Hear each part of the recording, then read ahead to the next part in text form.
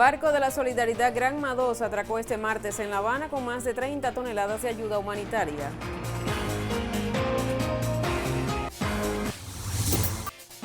Canciller cubano Bruno Rodríguez denuncia chantaje de Estados Unidos para expulsar brigadas médicas de América Latina y el Caribe.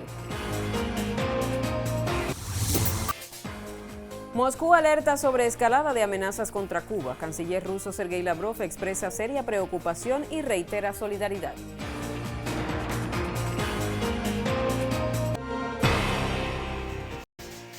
Desde La Habana reciba nuestros saludos. Soy Evelyn Delgado y ya le presento las principales noticias de la jornada.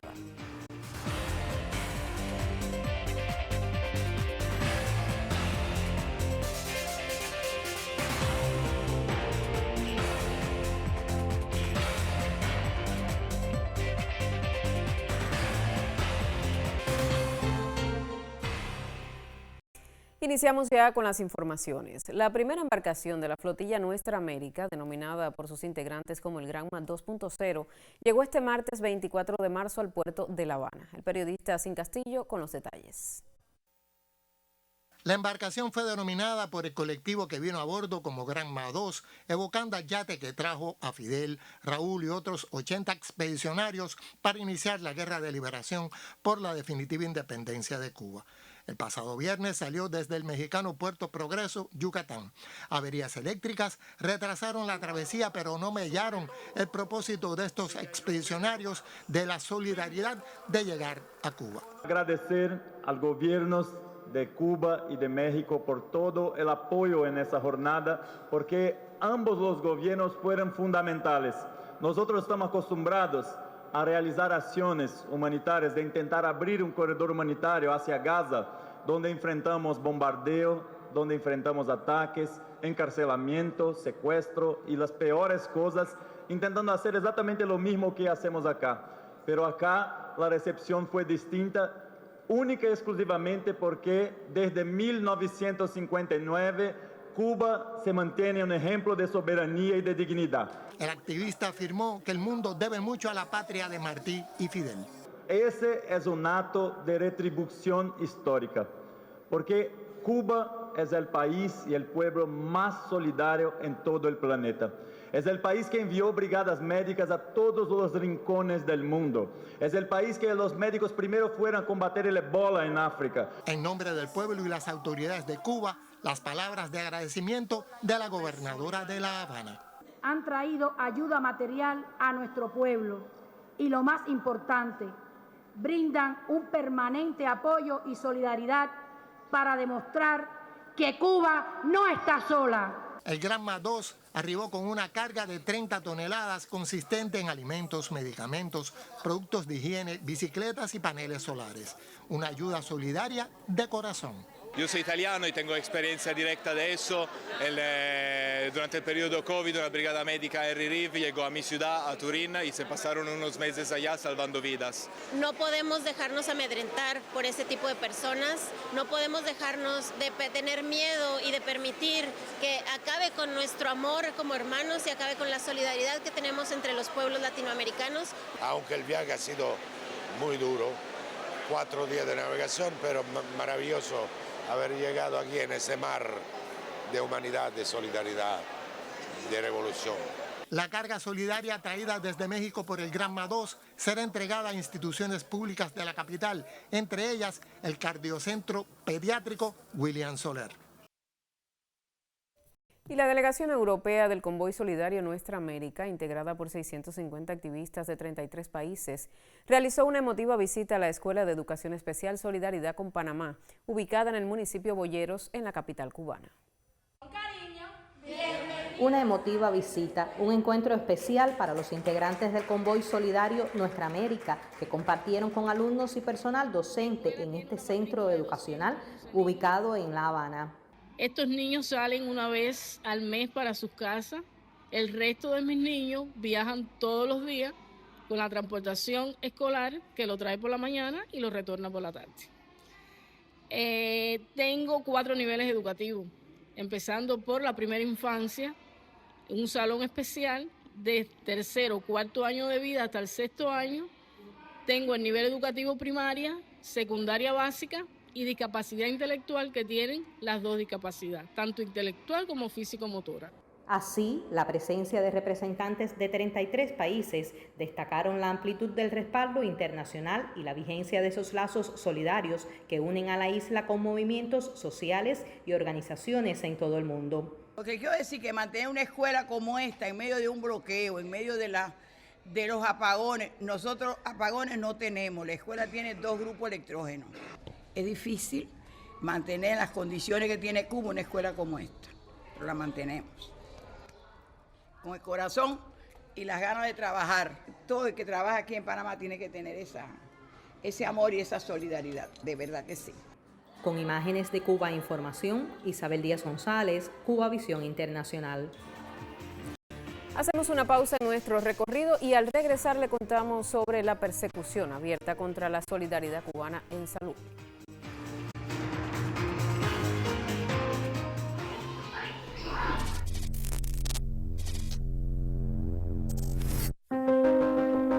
Yo soy natal de la Isla de la Juventud, trasladarme para La Habana en avión. Entra al salón de operación, me preocupa el combustible, me preocupan los medicamentos de estos niños. Hay medicamentos que son muy necesarios para ellos.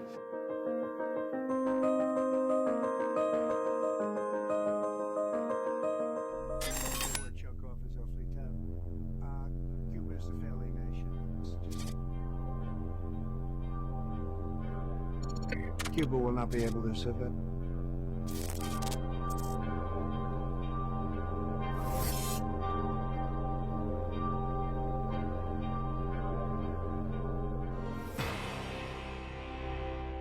El canciller cubano Bruno Rodríguez Parrilla denunció la feroz presión y chantaje del gobierno de Estados Unidos contra países de América Latina y el Caribe para que desistan de la ayuda de las brigadas médicas cubanas. En la red social X, el ministro de Relaciones Exteriores advirtió que el objetivo del despacho Oval es golpear el programa humanista y solidario creado por Cuba y Fidel Castro y seguir cortando fuentes de ingresos a la economía de la mayor de la isla.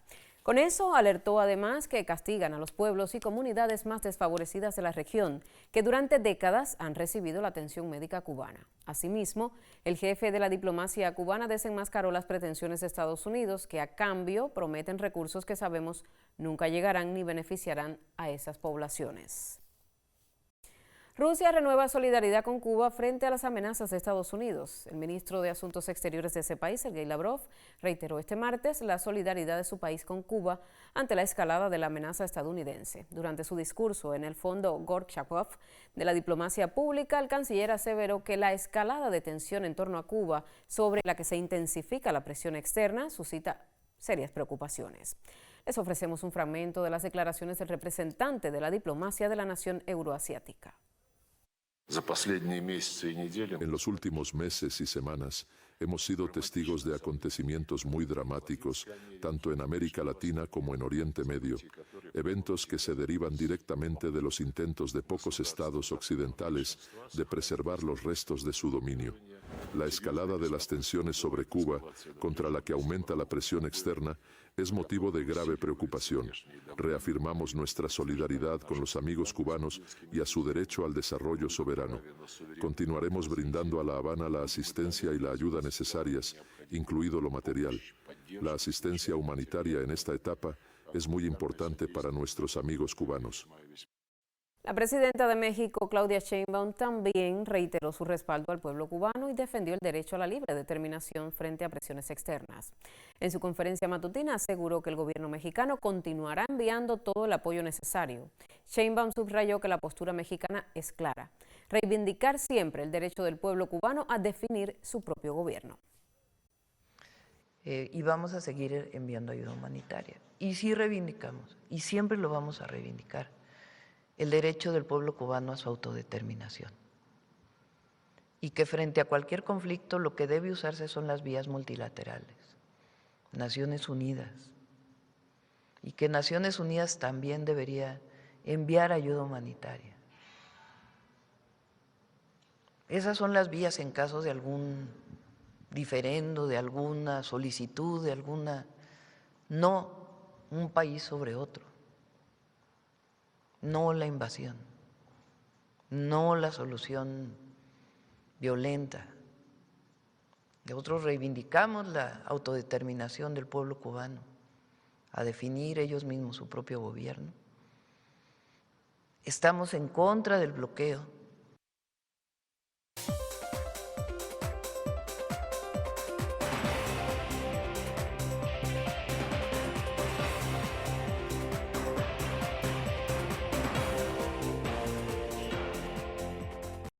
Seguidamente vamos a conocer el pronóstico del tiempo para los principales destinos turísticos del país. Desde el Instituto de Meteorología hacemos contacto con la máster en ciencias, Yenelis Bermúdez. Adelante.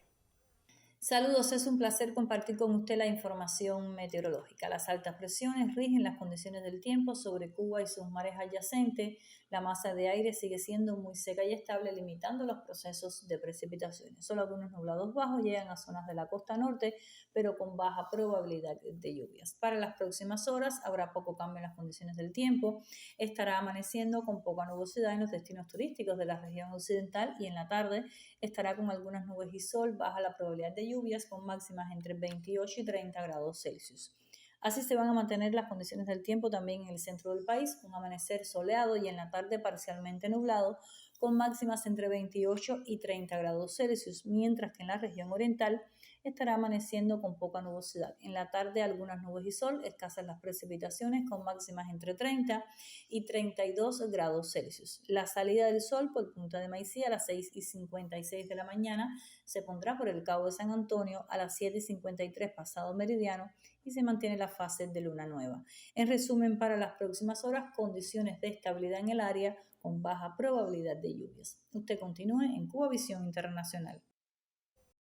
El 24 de marzo se estableció como Día Mundial de la Lucha contra la Tuberculosis. Esta es una enfermedad que constituye una de las principales causas de muerte por patologías infecciosas en el mundo.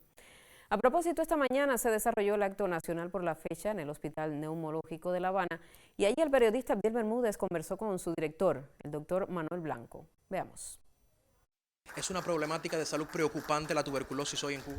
Sí, es preocupante y no estamos en el centro del mundo. En el mundo hoy hay más de 10 millones de personas que la padecen y de ellos hay más de 1 millón de personas que mueren anualmente por padecer de la misma y por no curar a la misma a tiempo, en el tiempo que está establecido. Por suerte también se transmitió hoy que es una enfermedad que tiene cura. Es una enfermedad que tiene cura, es una enfermedad que se diagnostica muy fácil. La tecnología hoy permite que en 2 horas usted hacer un diagnóstico de la misma, con una simple radiografía de tórax y un examen físico, puede diagnosticarse y cura y salva vidas. Hay mensajes que hoy para la población son claves, empezando porque la tos que no se va hay que avisar, hay que ir al médico, aunque usted tenga buen estado general. Si se hace un diagnóstico a tiempo, usted tiene la posibilidad de curar y salvar la vida. No tiene diferencia de persona, de edad, de sexo, de raza, quienes las padecen.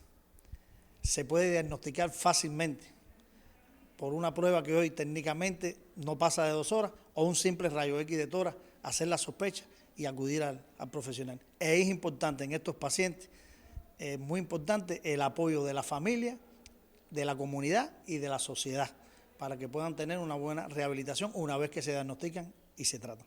Y me comentaban que hay personalidades de la historia, de la cultura de nuestro país que han estado muy vinculadas también con esta enfermedad, lamentablemente. Sí, personalidades de la política y de la cultura. Guillermo Moncada, Guillermón, como todos lo conocemos, muere precisamente, se presenta ya en su estadio terminal de la tuberculosis y muere el 5 de abril de 1895. Rubén Martínez Villena, quien muere en 1935 y quien el doctor, el profesor, padre de la neumología, Gustavo Aldereguía Lima, le cierra los ojos en el antiguo sanatorio antituberculoso La Esperanza, allá en Arroyo Naranjo. Y más reciente, quizás en la misma época, Pedro Junco, esa canción famosa de Nosotros.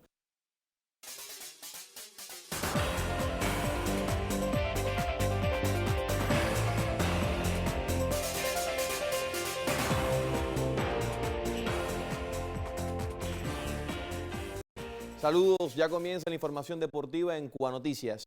El equipo de los Cocodrilos de Matanzas, en representación de Cuba, hará su debut este miércoles ante los CTBC Brothers de Taipei de China en la Champions League de béisbol, que comenzó desde este martes en Ciudad de México. El zurdo Joen Nillera será el encargado de abrir ante el equipo asiático para lograr la primera victoria que los lleve a quedar ubicados en los 2 primeros lugares para discutir el título del torneo. En la justa intervendrán otros 2 equipos, Kane County Cougars de Estados Unidos, doble titular de la America Association, y el local, el favorito, Diablos Rojos de México, monarca defensor del certamen.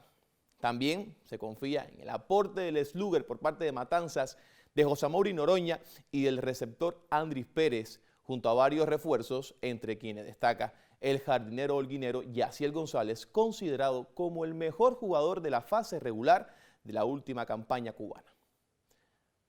Ahora pasamos a otros temas y vamos a hablar del deporte de los tackles y de balances. Las luchadoras cubanas entrenan en la Escuela Superior de Formación de Atletas de Alto Rendimiento Cerro Pelado para los compromisos que tendrán en el actual año. La primera competencia será el Panamericano del Deporte. Filiberto Delgado le ofreció declaraciones al colega Guillermo Rodríguez Hidalgo Gato.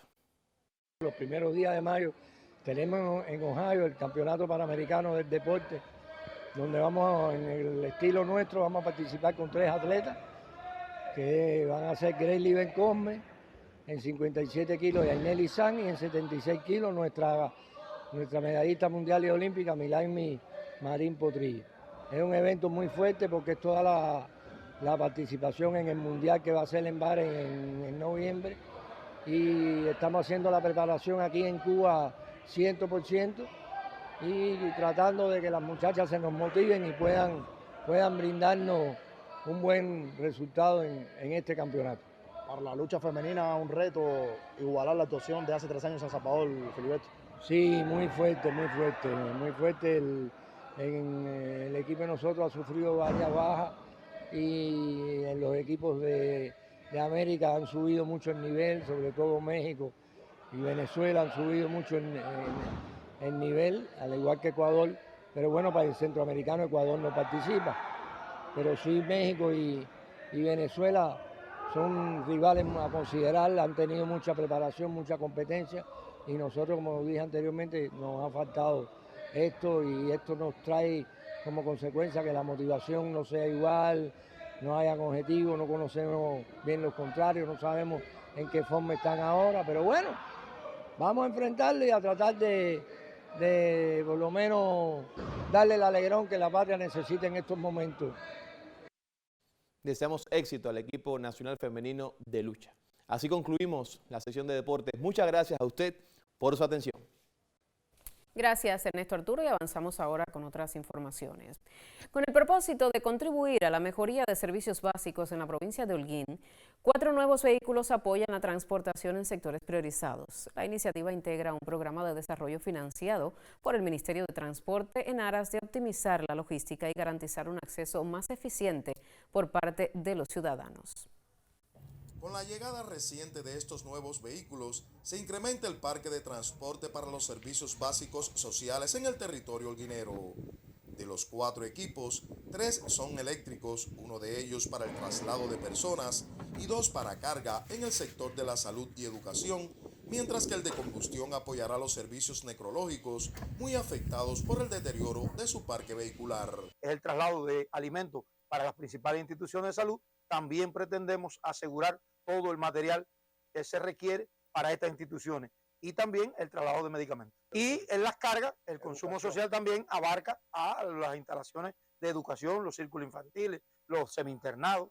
Con la propia actividad de necrología ya tuvimos nuestra primera ronda de intercambio y se va a asumir por la propia actividad necrológica hasta tanto se incrementen y llegue aprobada la solicitud que ya está hecha al Ministerio de Economía y Planificación para el balance de combustible que requieren los medios. Actualmente la Dirección de Transporte en la provincia agiliza todos los trámites legales y otras acciones para iniciar la prestación de los servicios. El propósito es seguir incrementando estos medios financiados por el Programa de Desarrollo del Mitrans para apoyar la transportación en sectores priorizados ante el contexto que enfrenta el país recrudecido por el bloqueo.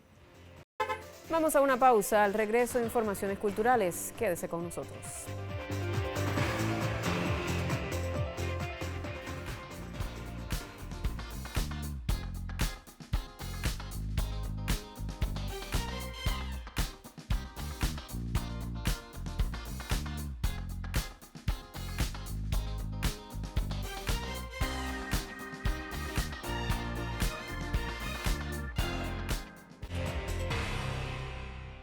El Instituto Cubano del Arte e Industrias Cinematográficos, ICAIC, cumple este 24 de marzo su aniversario 67, la primera institución dedicada al triunfo de la Revolución.